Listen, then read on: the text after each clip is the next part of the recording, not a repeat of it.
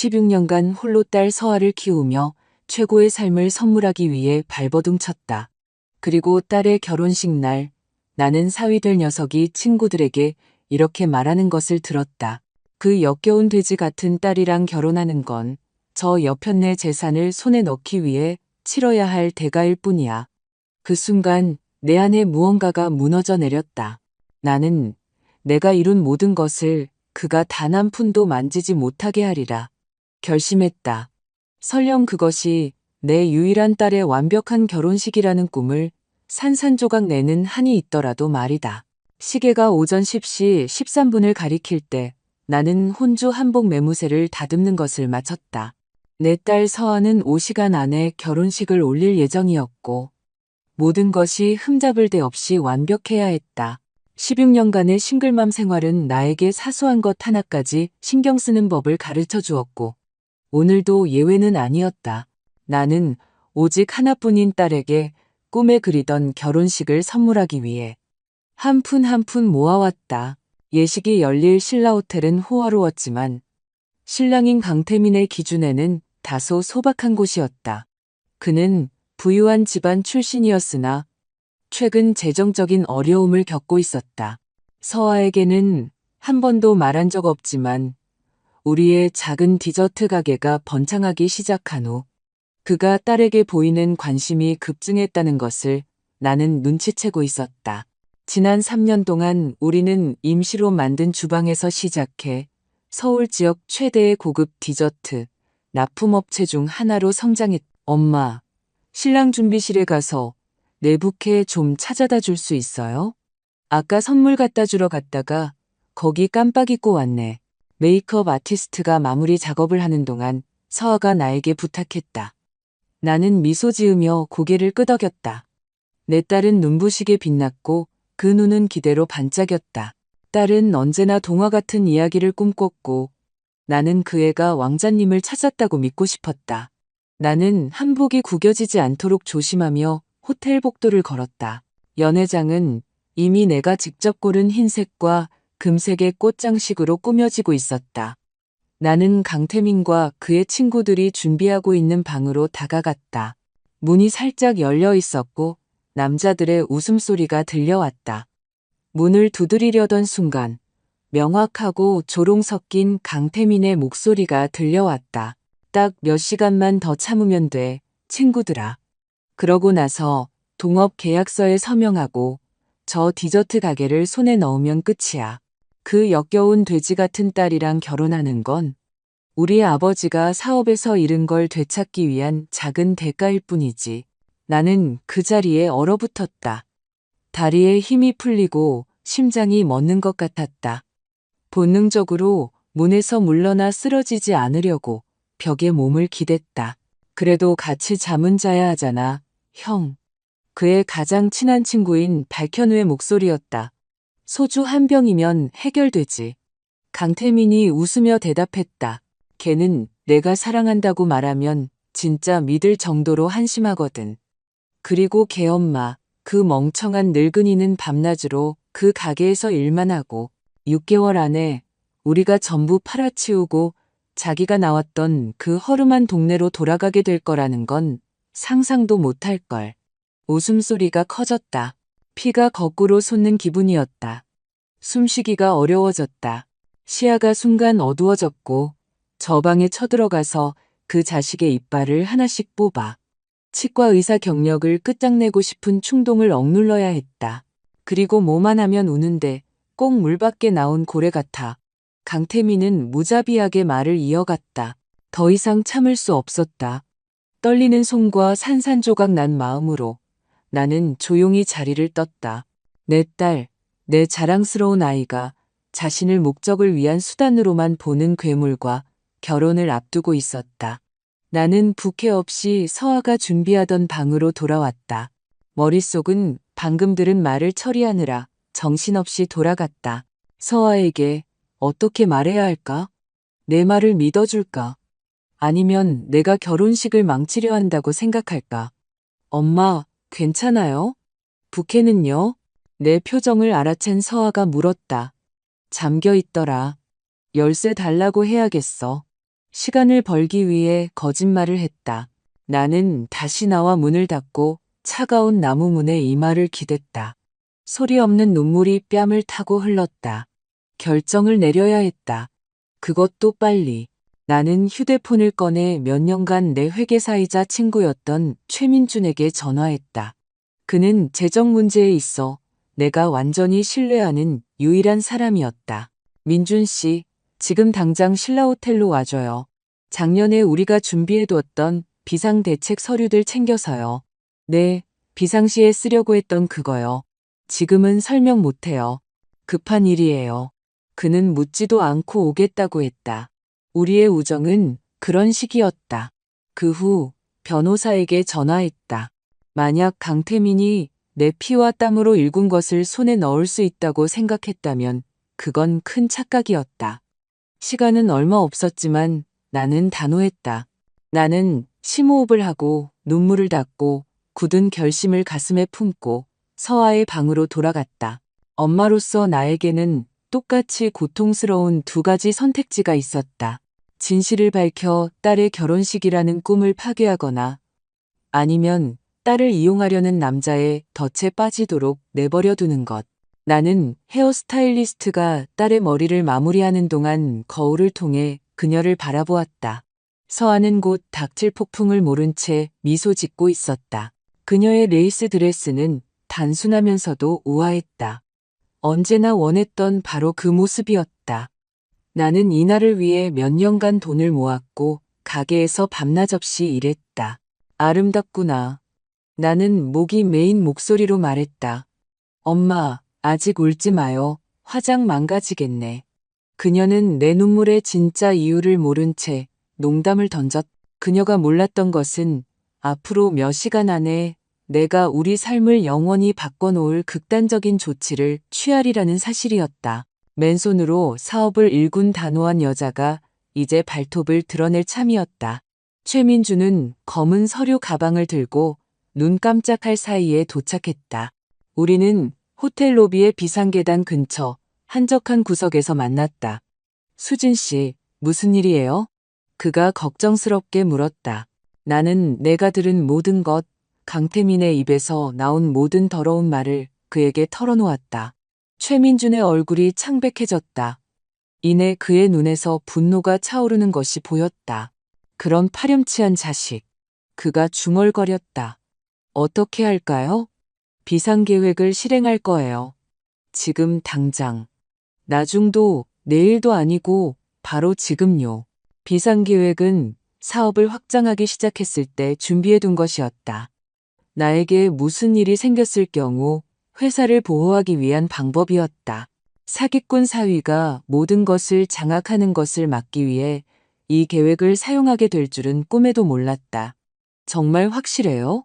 이렇게 하면 강태민은 회사 자산에 절대 접근할 수 없게 되지만 서아 씨도 우리가 정한 조건에 따라 돈을 만질 수 없게 돼요. 네, 확실해요. 그 애를 보호할 유일한 방법이에요. 최민주는 서류 가방을 열었고 우리는 서류들을 검토하기 시작했다.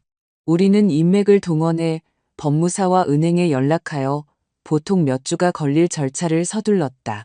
2시간 만에 서아의 디저트는 더 이상 내 소유가 아닌 내가 통제하는 지주회사 소유가 되었다. 중요한 재정적 결정에는 내 서명과 내가 지명한 2명의 관리자, 즉 최민준과 내 동생 수연의 서명이 필요했다. 서아는 계속해서 수혜자로서 매달 생활비를 받겠지만 회사를 팔거나 양도하거나 대출 담보로 사용할 수는 없었다. 가장 중요한 것은 미래의 남편은 그들이 어떤 재산 제도를 선택하든 사업에 대해 어떠한 권리도 갖지 못한다는 것이었다. 최민준이 온라인으로 절차를 마무리하는 동안 나는 다시 서아를 보러 갔다. 그녀는 들러리들과 함께 점심을 먹으며 어린 시절 이야기를 나누고 웃고 있었다. 가슴이 아려왔다. 이것이 그녀의 마지막 진정한 행복의 순간일까? 나는 문 앞에서 망설이며 그녀를 지켜보았다. 그녀를 보호하는 것이 나의 의무였다. 설령 그것이 그녀에게 상처를 주는 일이라 할지라도. 하지만 어떻게 그녀의 특별한 날을 망치지 않고 진실을 말할 수 있을까? 내가 들은 것을 어떻게 증명할 수 있을까? 오수진 대표님. 웨딩 플래너인 김 실장의 목소리가 나를 현실로 돌려놓았다. 다 괜찮으시죠? 악단이 연주 시작 시점에 대해 지시를 받아야 해서요. 네, 곧 갈게요. 나는 기계적으로 대답했다. 로비로 돌아가자 최민준이 서류 폴더를 건넸다. 됐습니다. 그가 말했다. 제가 증인으로 서명했어요. 수연 씨는 디지털 위임장을 보냈고요. 자산 이전은 완료되었습니다. 강태민은 서아 씨와 결혼하더라도 아무것도 건드릴 수 없습니다. 나는 한숨을 쉬었다. 어깨에 짐 하나가 내려가는 기분이었지만 훨씬 더 큰 짐이 그 자리를 차지했다. 재산은 지켰지만 내 딸의 마음은 어찌할 것인가. 수진 씨. 최민준이 내 손을 잡았다. 식전에 말씀드려야 해요. 알아요. 나는 속삭였다. 하지만 날 믿지 않으면 어떡하죠? 그래도 그 사람 곁에 남겠다고 하면요? 그렇다면 진실을 알고 선택하는 거겠죠. 성인이니 스스로 결정을 내려야 합니다. 바로 그때 강태민이 친구들과 함께 로비로 들어오는 것을 보았다. 그들은 내 존재를 전혀 눈치채지 못한 채 넥타이를 고쳐 매며 웃고 있었다. 분노가 온몸으로 다시 퍼져나갔다. 지금 말할 거예요. 나는 결심했다. 방에 들어갔을 때 서아는 혼자였다. 이미 옷을 다 입고 준비를 마친 상태였다. 하얀 드레스를 입고 섬세한 베일이 얼굴을 감싼 모습은 마치 공주 같았다.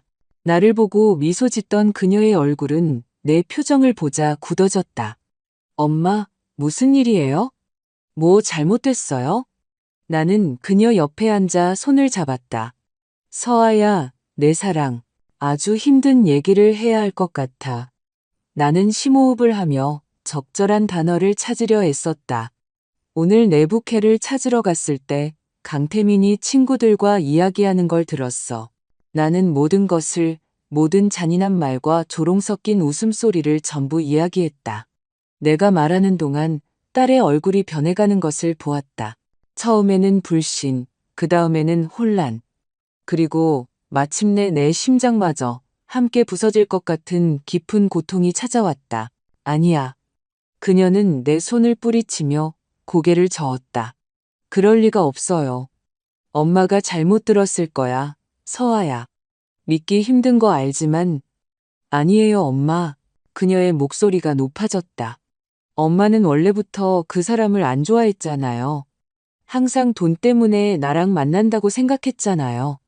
서아야, 내 두 귀로 똑똑히 들었어. 나는 침착함을 유지하며 주장했다. 그는 널 끔찍한 말로 불렀어. 너와 결혼하는 건 우리 가게를 손에 넣기 위한 작은 대가일 뿐이라고 했어. 눈물이 그녀의 얼굴로 흘러내리며 완벽한 화장을 망가뜨렸다. 왜 하필 오늘 이러시는 거예요? 바로 오늘. 그녀는 일어서서 나에게서 멀어졌다. 너를 사랑하기 때문이야, 딸아.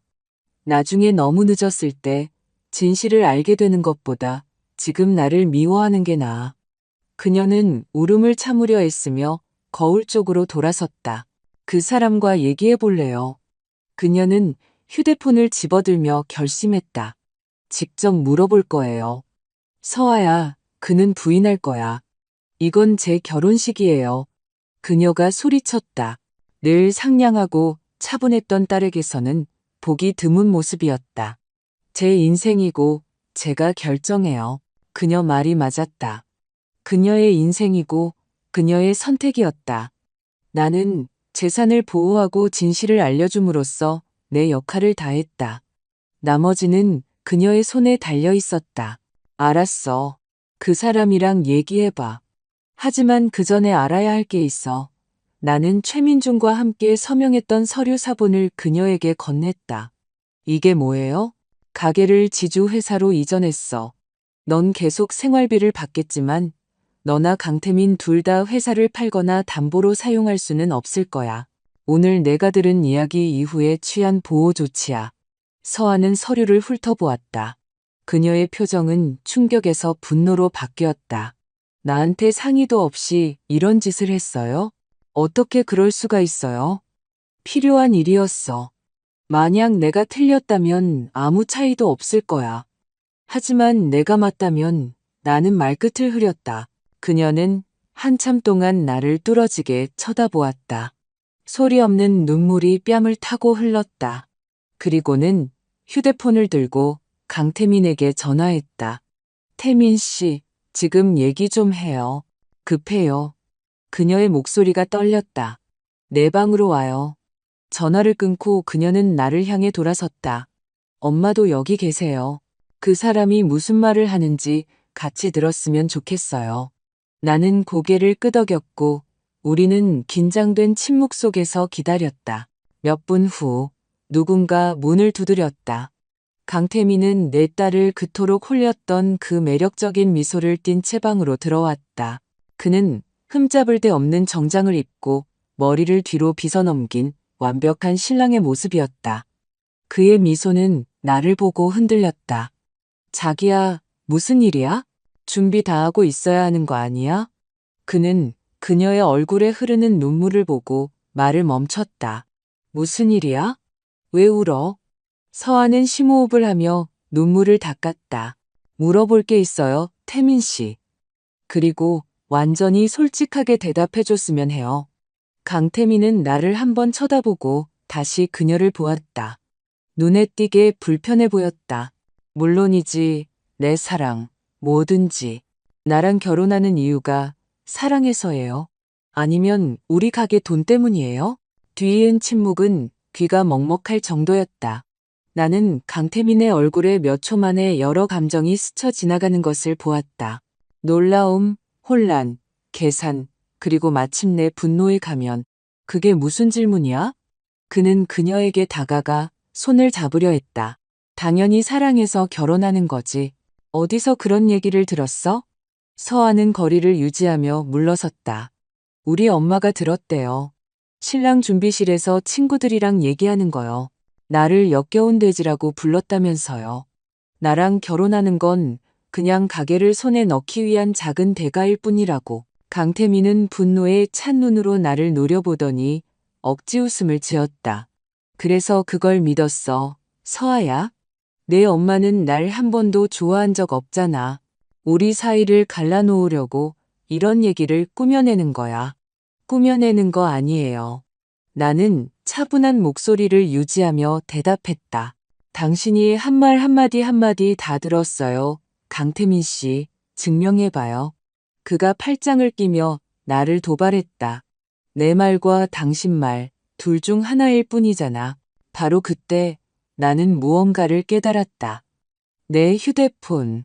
처음 대화를 엿들은 후 나는 복도로 돌아와 그들이 계속 이야기하는 동안 대화의 일부를 녹음했었다. 나 자신조차도 그 충격적인 순간에 본능적으로 행동했던 그 사실을 잊고 있었다.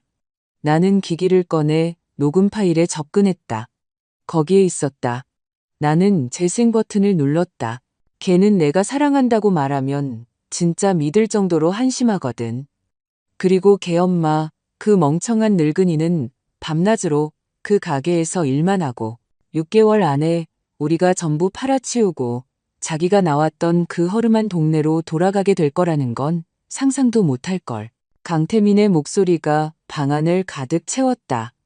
명확하고 틀림없었으며 웃음소리가 뒤따랐다. 그리고 뭐만 하면 우는데 꼭 물밖에 나온 고래 같아. 나는 녹음을 멈췄다. 서아의 얼굴은 창백했고 그녀의 눈은 유령이라도 본 듯한 강태민에게 고정되어 있었다. 서아야, 설명할 수 있어. 그가 말을 시작했지만 그녀는 손을 들어 그의 말을 막았다. 정확히 뭘 설명하겠다는 건데요? 나를 이용하고 버릴 계획을 세운 거요? 친구들이랑 나를 비웃은 거요? 그냥 멍청한 농담이었어. 애들이 나를 부추겼다고. 술을 너무 많이 마셨어. 그는 다시 다가가려 했지만 서하는 뒤로 물러섰다. 만지지 마. 그녀의 목소리는 얼음장 같았다. 정말로 가게를 팔 생각이었어요? 우리 엄마가 일군 모든 것, 우리가 일궈온 모든 것을요? 강태민은 나를 그리고 그녀를 쳐다보았다. 그의 얼굴이 변했다.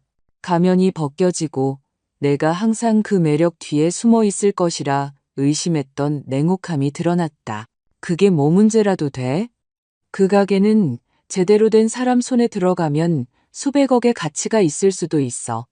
당신들 둘은 너무 감상적이야. 그곳이 뭐라도 되는 것처럼 매달려 있잖아. 특별해요. 서아가 소리쳤다. 고통이 분노로 바뀌었다. 그건 우리 엄마의 인생이에요. 내 인생이라고요. 아, 제발. 강태민은 눈을 굴렸다.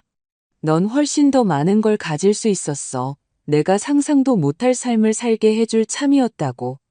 우리 가족 돈으로 말이야. 무슨 차이가 있는데? 돈은 돈이지.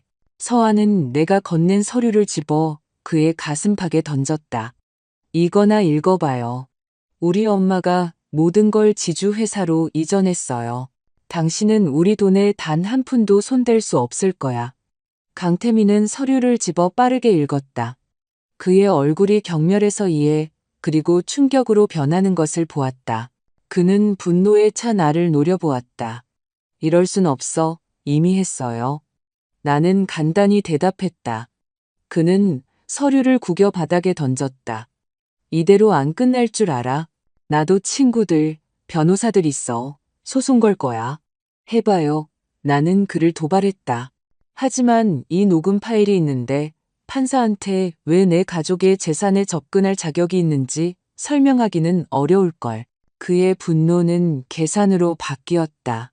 언제나 전략가인 강태민은 서아를 향해 돌아서며 표정을 부드럽게 했다. 자기야, 우리끼리 얘기 좀 하자. 내 엄마가 내 머릿속에 이상한 걸 집어넣고 있어. 내가 들은 거 내가 설명할 수 있어. 바보 같은 농담이었다고. 결혼식 때문에 긴장해서 그랬어. 그 멍청이들한테 잘 보이려고 허튼 소리를 한 거야. 서아는 그를 한참 동안 바라보았다. 그녀의 손이 떨리고 가슴이 불규칙한 호흡으로 오르내리는 것을 보았다. 나는 그녀가 굴복할까봐, 사랑이 다시 그녀의 눈을 멀게 할까봐 두려웠다. 내 방에서 나가. 마침내 그녀가 말했다. 목소리는 낮았지만 단호했다. 서아야, 제발. 나가. 그녀가 화병을 던지며 소리쳤다. 화병은 벽에 부딪혀 산산조각 났고 물과 꽃이 바닥에 흩뿌려졌다. 강태민은 그 폭발에 놀라 뒤로 물러섰다. 그는 순수한 증오심으로 나를 그리고 다시 그녀를 쳐다보았다. 후회하게 될 거야. 그가 위협했다. 너희 둘 다 후회하게 될 거라고. 그리고는 문을 쾅 닫고 나가버렸다. 우리가 단둘이 남았을 때 서아는 바닥에 주저앉아 흐느껴 울었다. 나는 달려가 그녀를 껴안았다. 그녀의 몸이 울음으로 떨리는 동안 나는 그녀를 붙잡았다. 내 아이, 내 아기, 내 심장. 그녀가 그렇게 고통받는 것을 보는 것은 내 영혼이 조각나는 것 같았다. 정말 많이 사랑했는데, 엄마. 그녀가 울부짖었다. 어떻게 그럴 수가 있어요? 난 왜 몰랐을까요? 그는 거짓말에 능숙했어, 딸아. 나는 그녀가 어렸을 때처럼 안아주며 속삭였다. 그리고 너는 사람들한테서 좋은 점만 보려고 했지. 거의 30분 동안 우리는 500만 원짜리 웨딩드레스가 널브러진 호텔방 바닥에 그렇게 앉아 있었다. 부케의 꽃들은 짓바렸고 화장은 번졌으며 꿈은 산산조각 났다. 마침내 울음이 잦아들었을 때 서아는 퉁퉁 부은 얼굴을 들었다. 이제 우리 어떻게 해요?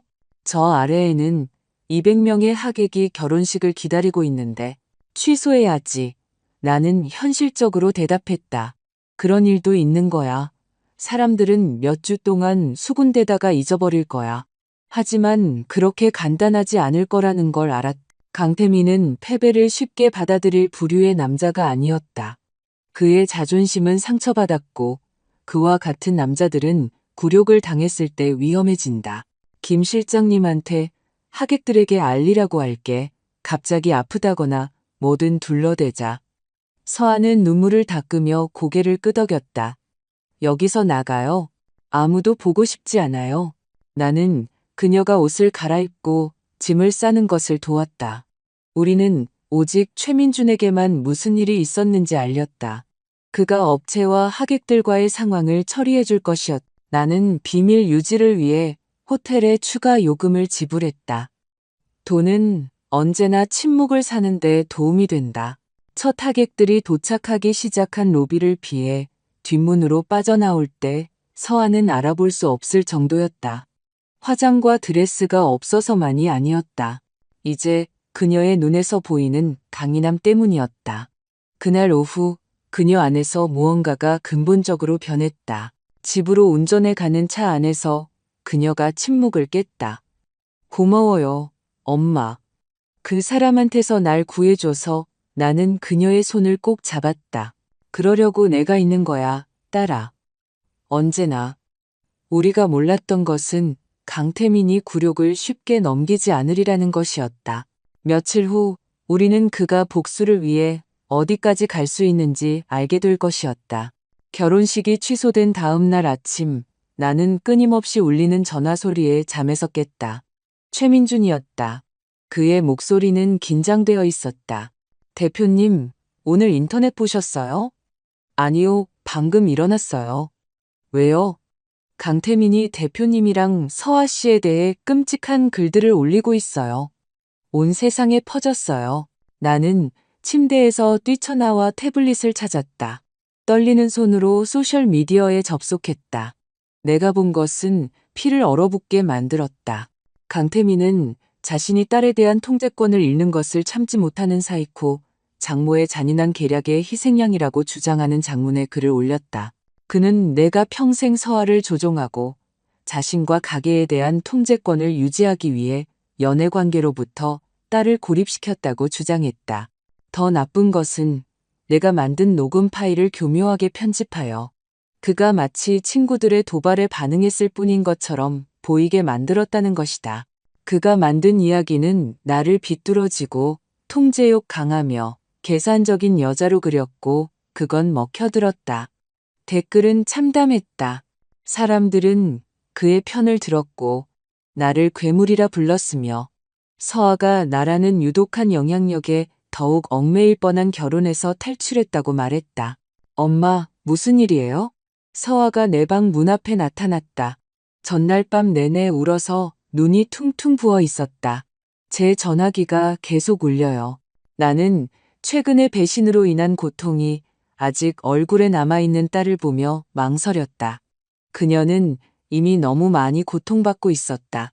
하지만 진실을 숨기는 것은 상황을 악화시킬 뿐이었다. 강태민이 우리에 대해 거짓말을 퍼뜨리고 있어. 딸아, 녹음 파일을 편집하고 모든 걸 왜곡했어. 서아는 내 손에서 태블릿을 가져가 읽기 시작했다. 한 줄 한 줄 읽을 때마다 그녀의 얼굴이 창백해졌다. 댓글을 읽기 시작했을 때 소리 없는 눈물이 흘러내렸다. 우리 평판을 망가뜨리고 있어. 나는 무력감을 느끼며 중얼거렸다.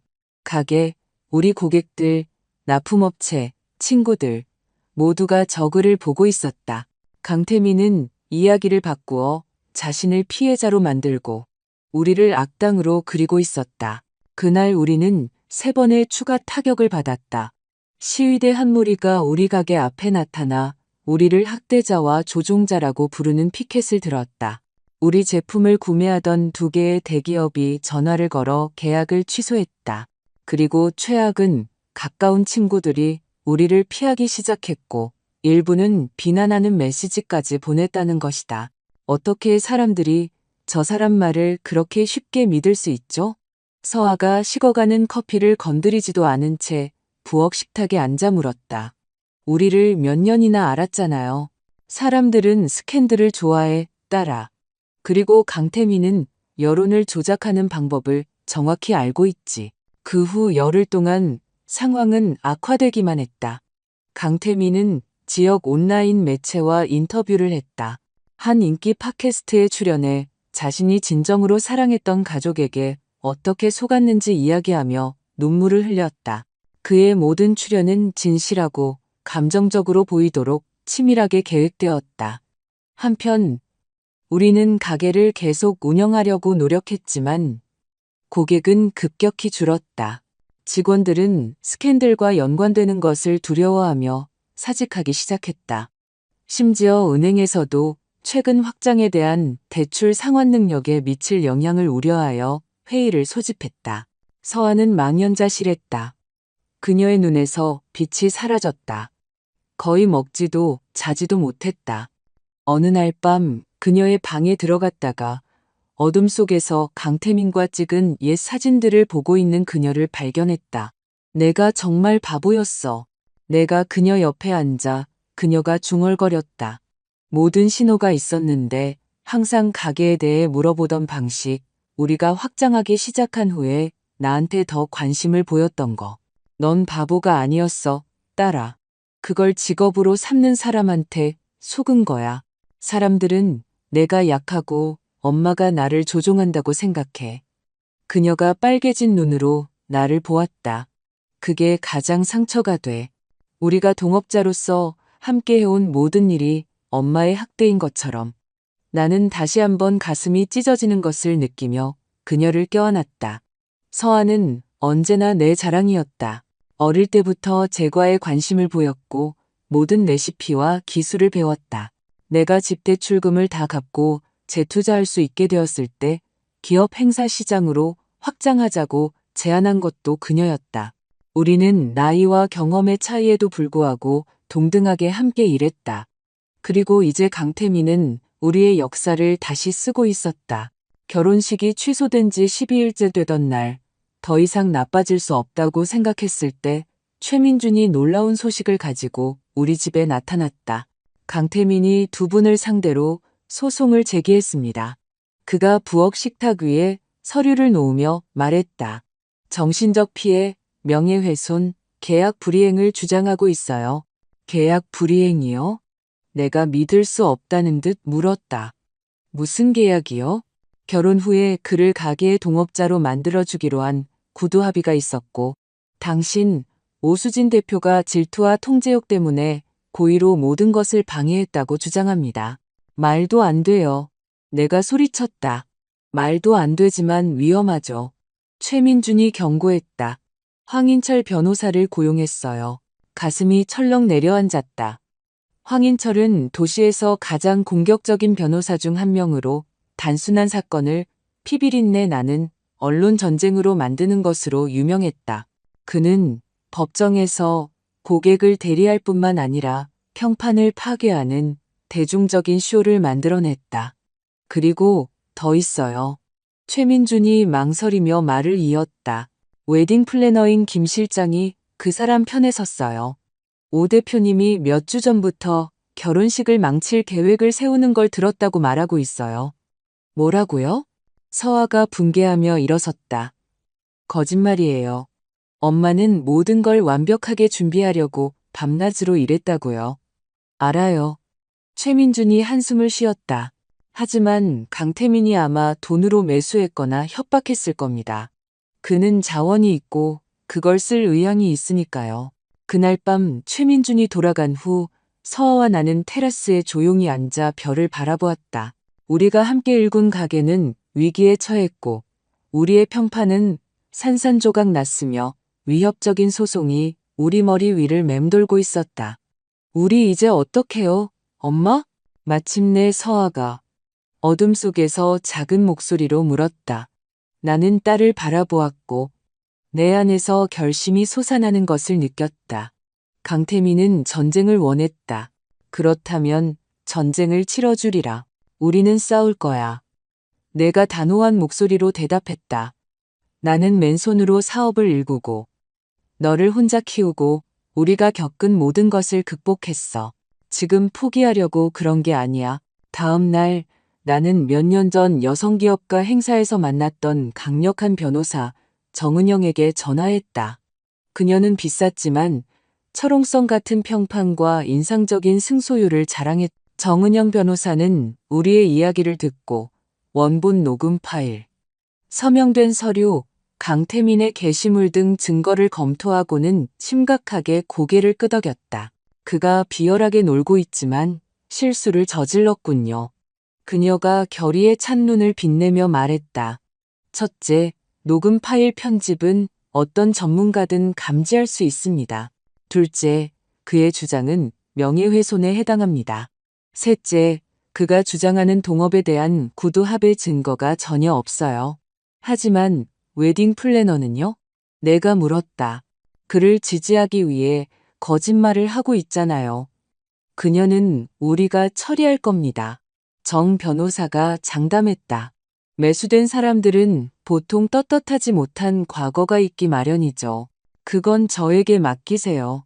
정 변호사는 사법적, 대중적 두 가지 전선에서 전략을 세웠다. 우리는 명예훼손과 정신적 피해에 대한 맞소송을 제기했다. 동시에 그녀는 여론을 되찾기 위해 위기관리 전문 회사를 고용했다. 다음 며칠은 정신없이 지나갔다. 정 변호사는 강태민이 명예훼손 게시물을 삭제하도록 하는 법원 명령을 받아냈다. 그는 따랐지만 피해는 이미 발생한 후였다. 홍보팀은 소셜미디어에서 그의 주장에 직접적으로 대응하지 말고 우리 일에 집중하라고 조언했다. 두 분에게는 탄탄한 스토리가 있습니다. 홍보 전문가인 한서윤이 설명했다. 싱글맘이 딸과 함께 사업을 일구고 역경을 극복한 이야기죠. 그의 비난이 아니라 거기에 집중합시다. 우리는 계획에 따라 가게의 역사에 대한 이야기를 올리고 서아와 내가 어릴 때부터 함께 일하는 옛 사진들을 공유했다. 조금씩 일부 충성스러운 고객들이 우리 편을 들어주기 시작했지만 강태민은 쉽게 포기하지 않았다. 맞소송 2주 후 그는 또 다른 공격을 감행했다. 내가 유독한 근무 환경을 만들었고 서아가 내 손안에 꼭두각 씌었다고 증언할 의향이 있는 전 직원들을 찾았다고 주장했다. 그 전 직원들이 누군데요?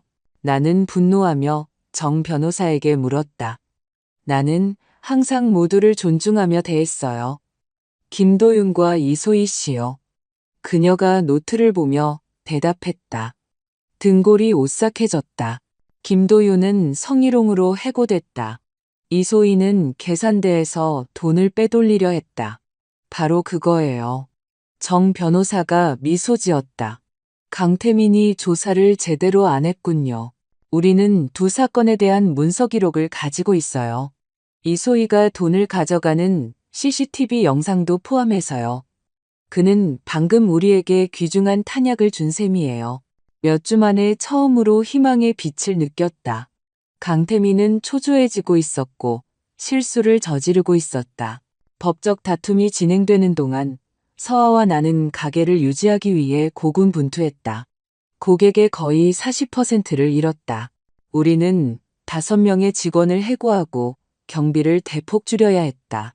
매일이 투쟁이었고 지불된 청구서 하나하나가 작은 승리였다. 어느 날 오후 한때 15명이었던 직원이 이제 단 3명뿐인 가게 주방에서 서아와 내가 일하고 있을 때 문이 열렸다. 스캔들 이후로 보지 못했던 우리의 가장 오래된 납품업체 중 한 명인 박 사장님이었다. 오 대표님, 서아 씨. 그가 불편한 표정으로 말했다.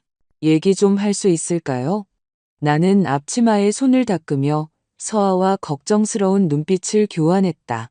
물론이죠, 사장님. 무슨 일 있으세요? 사실 있습니다. 그가 카운터 위에 서류철을 올려놓았다. 스위트 가든에서 자기들에게만 독점적으로 납품해달라는 제안을 받았어요. 제가 받는 가격의 2배를 제시하더군요. 스위트 가든은 우리 지역의 가장 큰 경쟁업체였다. 사장인 윤 대표는 지금까지는 존중할 만한 경쟁자였다. 하지만 받아들이기 전에 우리에게 알려주러 오셨군요. 나는 그의 눈에서 갈등을 읽으며 결론 내렸다. 두 분이 제 첫 고객이었어요. 그가 설명했다. 제가 유기농 과일을 재배하기 시작했을 때 아무도 제 값을 치르려 하지 않았죠. 두 분은 지불해 주셨어요. 그게 제 농장을 살렸습니다. 서아가 다가가 그의 팔을 만졌다. 사장님, 이해해요. 부양할 가족이 있으시잖아요. 그 제안을 받아들여야 한다면 그게 다가 아니에요. 그가 말을 가로막았다. 어제 윤 대표가 저를 찾아왔어요. 왜 갑자기 제 제품에 관심을 갖냐고 물었더니 강태민이 자기를 찾아왔다고 고백하더군요. 일거에 당신들을 끝장내기 위한 동업을 제안했다고요. 피가 얼어붙었다. 강태민이 우리 납품업체들을 상대로 보이콧을 조직하고 있는 거군요. 박 사장님이 고개를 끄덕였다. 고객들에게도요? 공급업체를 바꾸는 사람에게 수수료를 제공하고 있어요. 윤 대표는 처음에는 참여하고 싶어 하지 않았지만 압박이 거세지고 있답니다. 왜 이 얘기를 우리에게 해주시는 거죠? 나는 의심스럽게 물었다. 옳지 않기 때문입니다. 그가 간단히 대답했다. 두 분과 그 젊은이 사이에 무슨 일이 있었는지는 모르지만 저는 두 분을 10년 동안 알았어요. 정직한 분들이고 그는 비열하게 놀고 있어요. 박 사장님이 우리가 수락하라고 권유했음에도 불구하고 스위트 가든의 제안을 거절하고 떠난 후 서아와 나는 멍하니 앉아 있었다. 그는 우리를 완전히 파괴하고 싶어 해. 내가 중얼거렸다. 상처 입은 자존심 때문에요. 서아가 쓴 목소리로 덧붙였다. 그런 사람과 결혼할 뻔했다니. 이 사실을 정 변호사님께 알려야 해. 나는 결심했다. 이건 경제적 괴롭힘이야. 법적으로 우리가 할 수 있는 일이 있을 거야. 정 변호사는 메모를 하며 우리의 이야기를 귀에 깊게 들었다. 심각한 문제군요. 그녀가 고개를 끄덕였다. 하지만 구체적인 증거가 필요합니다. 납품업체 한 명의 말만으로는 충분하지 않을 수 있어요. 증언할 의향이 있는 다른 납품업체들을 더 찾으면요? 내가 제안했다. 강태민이 접근한 게 박 사장님뿐만은 아닐 거예요. 도움이 되겠죠? 정 변호사가 동의했다. 하지만 서면이나 녹음된 것, 경제적 사보타주 시도에 대한 반박할 수 없는 증거가 있다면 훨씬 더 좋을 겁니다. 아이디어를 낸 것은 서아였다. 슬픔으로 빛을 잃었던 그녀의 눈이 이제 결의로 빛났다. 우리 납품업체 중 한 명이 그 제안을 받아들인 척하면 어떨까요? 강태민이 구체적인 지시를 내릴 때 대화를 녹음할 수 있을 거예요. 정 변호사는 잠시 생각하더니 미소를 지었다. 그거 효과가 있을 수 있겠네요. 하지만 극도로 조심해야 합니다. 자연스러워야 하고 어떤 유도도 없어야 하며 우리 주에서 합법적인지 확인해야 합니다. 계획이 구체화되기 시작했다. 박 사장님은 강태민의 제안을 받아들이는 척하며 참여하기로 동의했다. 정 변호사는 녹음이 합법적이고 법정에서 증거로 채택될 수 있도록 모든 것을 준비했다. 그동안 우리는 명예훼손 캠페인의 재정적 여파에 계속 직면했다. 가게를 유지하기 위해 집을 담보로 대출을 받아야 했다. 나는 밤을 새워가며 계산을 하고 품질을 희생하지 않으면서 비용을 절감할 방법을 찾으려 애썼다. 어느 날 밤 텅 빈 가게 주방에서 거의 비어있는 선반을 바라보며 울고 있는 서아를 발견했다. 그 사람 뜻대로 되고 있는 거죠? 그렇죠? 내가 그녀 옆에 앉아 그녀가 흐느꼈다. 우릴 망하게 할 거예요. 아니야 딸아. 나는 그녀의 손을 잡으며 대답했다. 우리를 다치게 하고 피 흘리게 할 수는 있겠지만 우리를 파괴하지는 못할 거야. 어떻게 그렇게 확신해요? 나는 내 손에 잡힌 그녀의 손을 보았다. 아주 어릴 때부터 반죽하고 섞고 창조하는 법을 배운 손. 내 손과 같은 힘을 담고 있는 손. 강태민 같은 사람들은 파괴하는 것만 알기 때문이야. 내가 설명했다. 하지만 우리는, 서아야, 우리는 짓고 다시 짓는 법을 알지. 그리고 다시 짓는 것은 언제나 무너뜨리는 것보다 더 많은 힘과 용기를 필요로 해.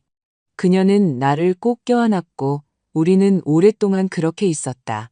다음 날 아침 우리는 계획을 실행하기 시작할 것이었다. 덫은 놓일 준비가 되어 있었다. 박 사장님은 완벽한 미끼였다. 도시의 여러 업체에 유기농 과일을 공급하는 그가 스위트 가든으로 공급업체를 바꾸는 것은 우리 운영에 상당한 타격이 될 것이었다. 강태민은 미끼를 물 것이었다. 정 변호사는 법적 함정에 걸리지 않도록 박 사장님에게 무엇을 말할 수 있고 말할 수 없는지에 대해 신중하게 지시했다. 그는 셔츠 주머니에 숨겨진 사법부가 승인한 녹음기를 사용할 것이었다. 만남은 증인들이 회의를 확인할 수 있는 공공 카페에서 이루어질 것이었다. 기억하세요. 정 변호사가 만남 당일 아침 박 사장님에게 지시했다. 그냥 그가 말하게 두세요. 유도하지 말고, 제안하지 말고, 그냥 듣고 확인만 하세요. 계획은 간단했다. 박 사장님은 강태민에게 스위트가든의 독점 제안을 고려하고 있지만 조건을 더 잘 이해하고 싶다고 말할 것이었다. 특히 윤 대표가 왜 강태민을 계약의 일부로 언급했는지 알고 싶다고 할 것이었다. 서아와 나는 속이 불안으로 뒤틀리는 동안 가게에서 평범한 척하며 하루를 보냈다.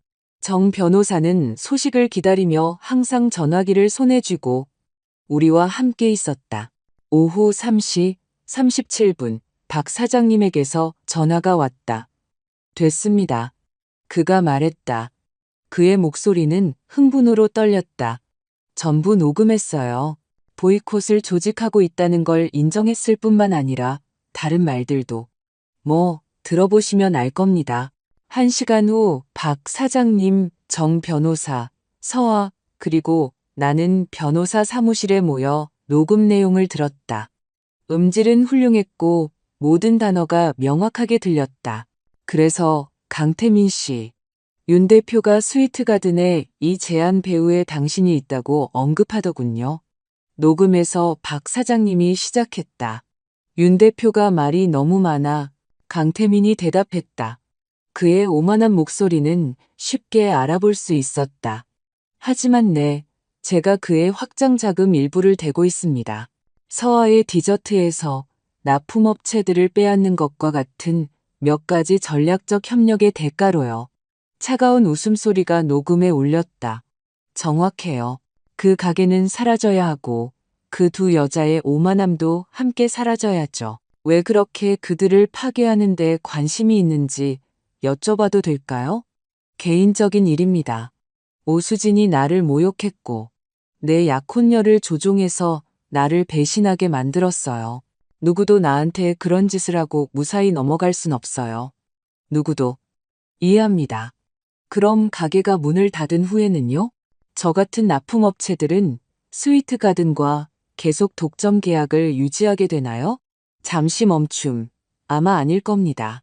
윤 대표는 장기적으로 당신들 모두를 유지할 자본이 없어요. 이건 목적을 위한 수단일 뿐입니다. 그 목적이 뭔데요? 오수진을 파괴하는 것.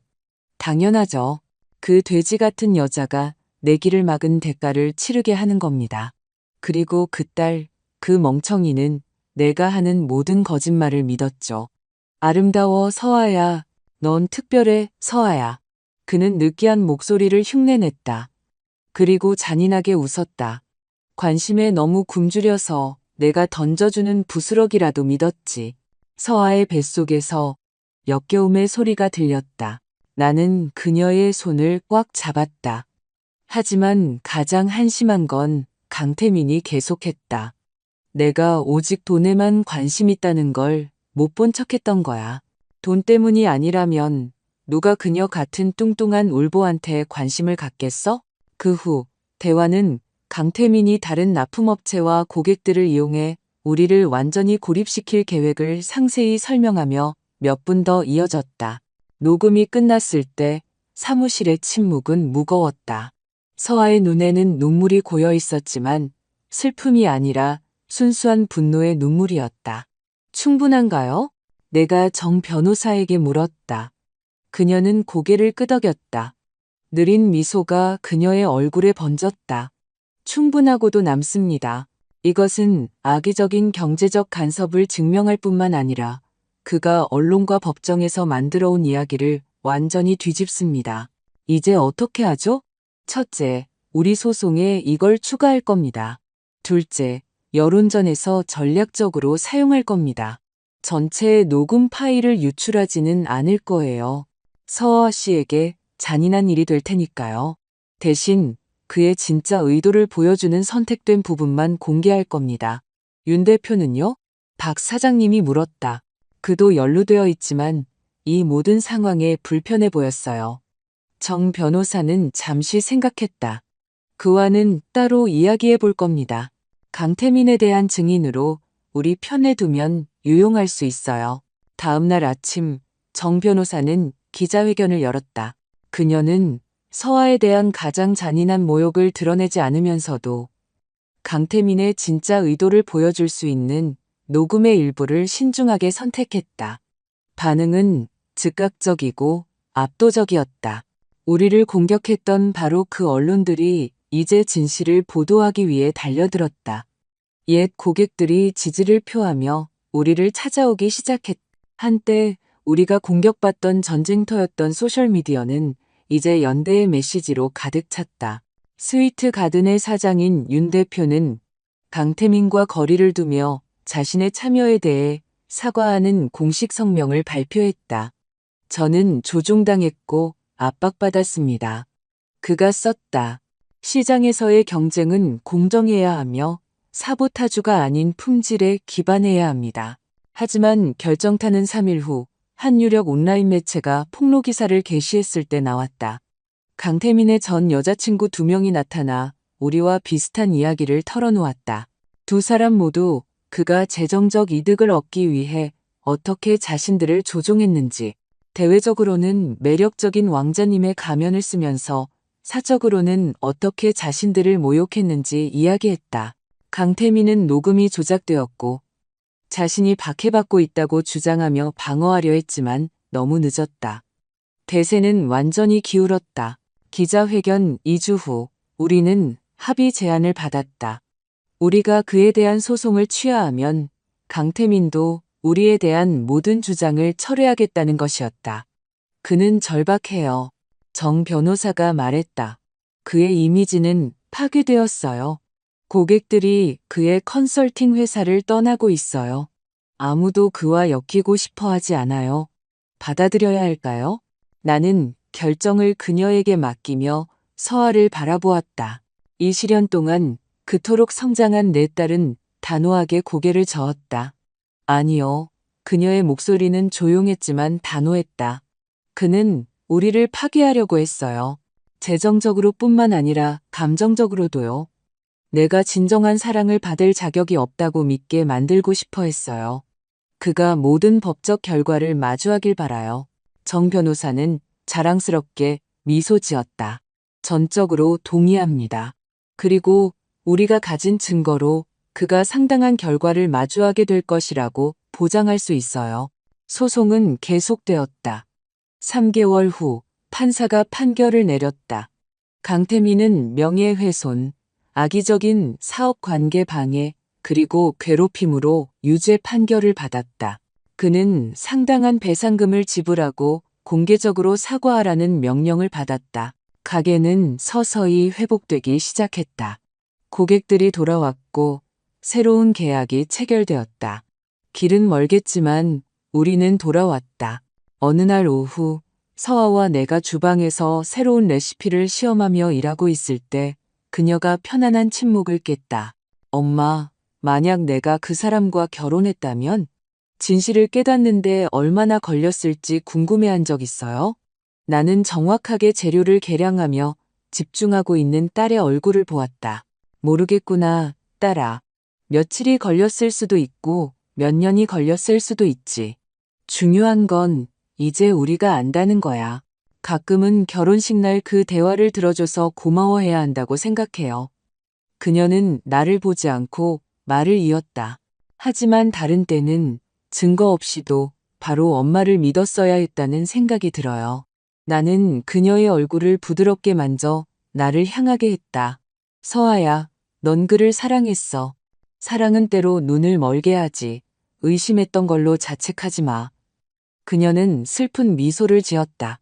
모든 사람이 우리 마음을 받을 자격이 있는 건 아니라는 걸 가장 힘든 방법으로 배운 것 같아요. 힘든 교훈이지. 내가 동의했다. 하지만 넌 살아남았어. 우리는 살아남았고 더 강해졌지. 그날 밤 가게를 닫은 후 나는 주방에 잠시 혼자 남았다. 수천 개의 디저트가 만들어진 오븐, 서아가 반죽을 섞는 법을 배운 조리대, 우리가 사업 확장을 계획했던 작은 사무실을 둘러보았다. 강태민은 이 모든 것을 빼앗으려 했다. 사업뿐만 아니라 우리의 존엄성, 평판, 모녀 관계까지도. 그는 거의 성공할 뻔했다. 하지만 결국 우리를 구한 것은 녹음 파일이나 법적 전략만이 아니었다. 그것은 어머니와 딸 사이에 깨지지 않는 유대감이었다. 아무리 교활한 남자라도 완전히 끊을 수 없는 연결고리였다. 서아와 내가 거의 결혼할 뻔한 날이라고 부르게 된 그날로부터 1년 후, 우리 가게는 살아남았을 뿐만 아니라 번창하고 있었다. 아이러니하게도 그 소동은 결국 우리를 주목받게 만들었다. 복수심에 불타는 사기꾼에 맞선 우리의 저항 이야기는 많은 사람들, 특히 여성들에게 큰 공감을 얻었다. 우리는 여성기업가 행사에서 강연해달라는 초대를 받았다. 서아는 처음에 자신의 경험에 대해 공개적으로 이야기하는 것을 꺼렸지만 점차 자신의 목소리를 찾았다. 그녀는 자신의 이야기를 이용해 다른 여성들에게 조종적인 관계에 대해 경고하기 시작했다. 가장 큰 위험은 그녀는 강연에서 말했다. 공공연한 적이 아니라 당신의 몰락을 계획하면서 당신의 가장 큰 팬인 척하는 사람입니다. 어느 날 밤, 그런 행사 중 하나가 끝난 후, 한 젊은 여성이 울면서 서아를 찾아왔다. 당신 이야기가 저를 구했어요. 그녀가 고백했다. 저는 제 가족 사업의 모든 통제권을 약혼자에게 넘기기 직전이었어요.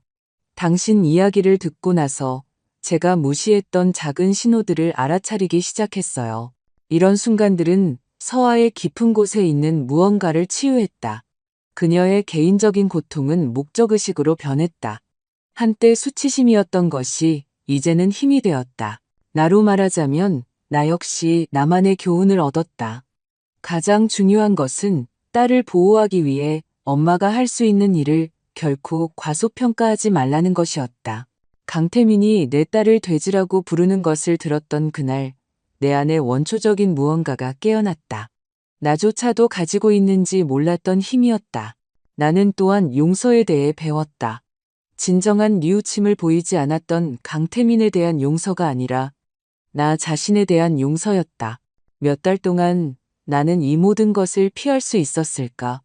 내가 무시한 신호가 있었을까? 내가 하지 않은 질문이 있었을까? 생각하며 스스로를 괴롭혔다. 가까운 친구가 된 정 변호사는 강태민이 노련한 포식자였다는 것을 이해하도록 도와주었다. 그와 같은 사람들은 자신의 진짜 의도를 숨기는 데 달인이다. 가게는 2호점으로 확장되었다. 우리는 팬데믹 기간 동안 일자리를 잃었던 3명의 여성을 포함하여 더 많은 직원을 고용했다. 우리는 싱글맘들을 위한 작은 교육 프로그램을 만들어 그들이 집에서 일할 수 있도록 제과 제빵의 기초를 가르쳤다. 어느 조용한 오후, 첫 빵이 오븐에서 나오고 계피 향이 가게를 가득 채웠을 때 서아가 나를 사무실로 불렀다. 엄마, 보여드릴 게 있어요. 그녀는 노트북을 열어 이메일을 보여주었다. 우리 이야기와 가게의 여정에 대한 책을 써달라는 출판사의 초대장이었다. 어때요? 그녀가 흥분으로 빛나는 눈으로 물었다. 우리에게는 이야기할 가치가 있는 이야기가 있는 것 같구나. 내가 미소 지으며 대답했다. 우리는 그 주에 바로 책 작업을 시작했다. 글을 쓰는 것은 카타르시스 과정이었다. 고통스러운 순간들을 다시 겪는 것은 쉽지 않았지만 왜곡이나 조작 없이 우리 자신의 말로 우리 자신의 이야기를 서술하는 것에는 해방감이 있었다. 책은 8개월 후에 출판되었다. 달콤한 복수, 사기꾼으로부터 내 딸과 우리 사업을 구한 방법. 이 책은 주로 여성기업가와 싱글맘들 사이에서 소소한 성공을 거두었다. 강태민은 우리가 다른 사람들을 통해 들은 바로는 재판 후 도시를 떠났다고 한다. 그의 컨설팅 회사는 파산했다. 그의 평판은 회복 불가능할 정도로 더러워졌다. 그는 다른 도시에서 다시 시작하려 했지만 인터넷은 기억력이 길다. 우리가 들은 마지막 소식은 그가 중고차 판매원으로 일하고 있다는 것이었다. 어느 날 밤, 책 출간 행사 후 서아와 나는 지쳤지만 만족하며 집으로 돌아왔다. 우리는 테라스에 앉아 차를 마시며 별을 바라보았. 이상한 게 뭔지 알아요? 엄마? 그녀가 곰곰이 생각하며 말했다. 만약 제가 강태민 씨랑 결혼했다면 오늘날 저는 일반적인 기준에서 성공한 여성으로 여겨졌을 거예요. 잘생기고 겉보기엔 성공한 남편이 있었겠죠. 아마 큰 집에서 살았을 거고요. 그리고 불행했겠지. 내가 부드럽게 덧붙였다. 깊이. 이용당하고 사적으로 굴욕당하고 아마 배신당했을 거예요. 그녀는 차를 한 모금 마셨다. 성공의 패턴에 대해 많이 생각해 봤어요. 어릴 때부터 결혼이, 특히 여성에게 큰 목표라고 어떻게 배우는지요. 나는 완벽하게 이해하며 고개를 끄덕였다. 나 자신도 젊었을 때 그런 가치관을 흡수했고, 딸의 아버지가 우리를 버린 후 혼자 딸을 키우는 것에 대해 실패했다고 느꼈었다. 이 모든 일로 또 뭘 배웠는지 알아요? 서아가 계속했다. 진정한 관계는 거래가 아니라 동반자 관계라는 거요. 강태민 씨는 나를 목적을 위한 수단으로 봤어요. 엄마는 언제나 나를 사랑과 존중을 받을 자격이 있는 온전한 한 사람으로 봐줬고요. 눈물이 내 눈에 고였다. 넌 언제나 내 가장 큰 자랑이었어, 서아야. 처음부터. 그래서 결심했어요. 그녀는 내가 중요한 결정을 내릴 때 알아볼 수 있는 그 자세로 몸을 바로 세웠다. 경영학 석사학위를 딸 거예요. 가게를 더 확장하고 싶어요. 아마 다른 지역으로도요. 그리고 언젠가는 결혼도 하고 아이도 낳겠죠. 하지만 그건 제가 인정받아야 해서나 그래야 한다고 믿어서가 아니라 제가 원하기 때문일 거예요. 나는 자부심으로 가슴이 벅차오르며 그녀의 손을 꼭 잡았다. 네가 선택하는 모든 일에서 넌 굉장할 거야. 그 테라스에서의 대화로부터 2년 후 서아의 디저트는 4개의 지점을 가진 체인으로 변모했다. 서아는 석사과정 마지막 학기였고 우리의 효율성을 30% 증가시킨 새로운 경영 전략을 실행하고 있었다. 나로 말하자면 나는 일상적인 운영에서 점차 물러나기 시작했다. 서아와 우리가 꾸린 재능 있는 팀을 신뢰했기 때문이다. 관심이 없어서가 아니라 내 딸이 리더로서의 역할을 완전히 맡을 때가 왔다는 것을 알았기 때문이다. 우리는 여전히 함께 살았지만 서아는 조금씩 리모델링하고 있는 자신만의 아파트를 구입했다. 우리 각자의 공간을 갖는 게 중요해요. 그녀가 설명했다. 하지만 우리는 언제나 동업자일 거예요, 엄마. 어느 특히 분주한 아침, 본점이 손님들로 가득 차고 갓 구운 빵 냄새가 공기를 가득 채웠을 때 나는 익숙한 얼굴이 들어오는 것을 보았다. 강태민을 위해 거짓 증언을 했던 웨딩 플래너 김 실장이었다. 그녀를 알아보는데 몇 초가 걸렸다. 그녀는 불안해 보였고 쫓겨날까 두려운 듯 주위를 둘러보았다. 서아는 계산대에서 특유의 미소로 손님을 응대하고 있었다. 김 실장을 보자 그녀의 미소가 순간 흔들렸다. 나는 호기심과 약간의 불안감을 느끼며 다가갔다. 오 대표님, 김 실장이 낮은 목소리로 인사했다. 서아 씨, 저는 사과하러 왔어요. 우리는 놀라 눈을 마주쳤다. 강태민 씨가 저를 협박했어요. 그녀가 계속했다. 그의 버전을 확인해주지 않으면 제 사업을 망가뜨리겠다고 했어요. 저는 제 전 재산을 이벤트 회사에 막 투자한 상태였고 두려웠어요. 그녀는 침을 삼켰다. 변명이 안 되는 거 알아요. 하지만 두 분이 알아주셨으면 했어요. 저는 깊이 후회하고 있다는 걸요. 서아는 나를 그리고 김 실장을 보았다. 잠시 동안 나는 그녀가 나가달라고 할 것이라 생각했다. 대신 그녀는 갓 나온 달콤한 빵 중 하나를 그녀에게 건넸다. 와주셔서 감사해요. 내 딸이 간단히 말했다. 그것도 용기가 필요한 일이죠. 김 실장은 눈물을 글썽이며 빵을 받았다. 두 분은 여기에 정말 놀라운 것, 정직한 것을 만드셨어요. 제가 그걸 거의 파괴하는 데 일조했다는 게 정말 죄송해요. 그녀가 떠난 후 서아는 슬픈 미소를 지으며 나에게 돌아섰다.